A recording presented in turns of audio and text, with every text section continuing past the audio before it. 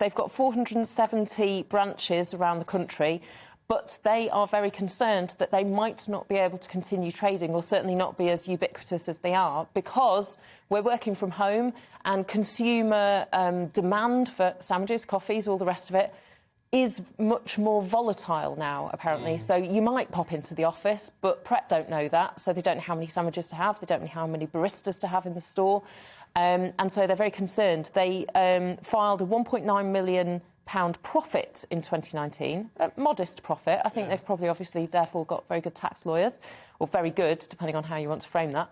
But they posted a £296 million loss in 2020, wow, ouch, which obviously is not sustainable business. No. So it'd be interesting to see what their 2021 figures are going to be like. Well, exactly, yeah. I mean, well, they must be wondering about their business model generally now, mustn't they? Have we, as a society, changed our habits enough for them to have to rethink? Or will we go back to a norm? Well, that's the thing. I mean, if you're working from home, you're probably not going to find your way to your nearest Pret to buy a sandwich to come back home. No.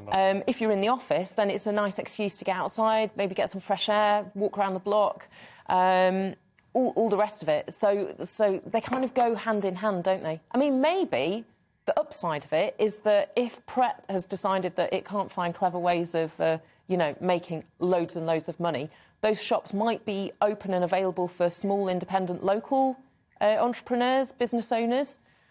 That said, maybe they can't make the profit either. Where I live, and I'm not a big coffee shop sort of person in a way, but if you ever pop into Starbucks, Costa, Nero's or Pret, there's always queues around the block. No, exactly. And my worry is actually that those kind of remaining sort of independent places in central London, little greasy spoons and little sandwich shops or whatever, are going to be probably even harder hit because they've been struggling to compete with these people anyway. And even though we're talking about kind of big companies like Pret, a lot of the people who work there, a lot of people who fill those jobs are kind of young people, young migrants often, people who aren't easily going to find jobs necessarily.